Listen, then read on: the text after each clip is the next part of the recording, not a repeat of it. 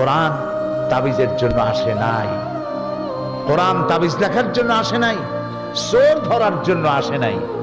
আমরা কোরআনের কাছে কখন যাই? মসজিদের ইমাম সাহেব মৌলানা সাহেবের কাছে যাই, হুজুর আমার তো বইয়ের স্বর্ণের চেন চুরি হয়ে গেছে, একটু চাউল পোড়া দেন।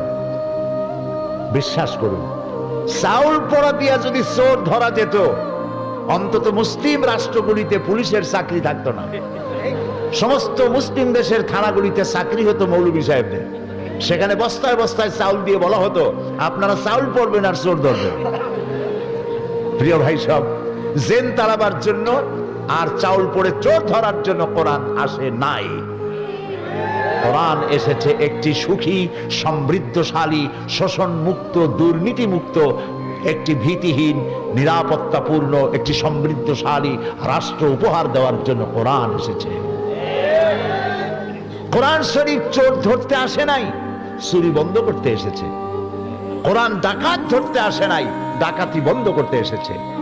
কোরআন খুনিকে ধরতে আসে নাই, কোরআন অবৈধ রক্তপাতকে বন্ধ করে দেওয়ার জন্য এসেছে। কোরআন স্বৈরাচারকে ধরার জন্য আসে নাই, স্বৈরাচারের কালো হাতকে চিরকালের জন্য অবশ করে দেওয়ার জন্য কোরআন এসেছে। এটি হচ্ছে সেই কোরআন। দুর্ভাগ্য, সেই কোরআন বুঝি না।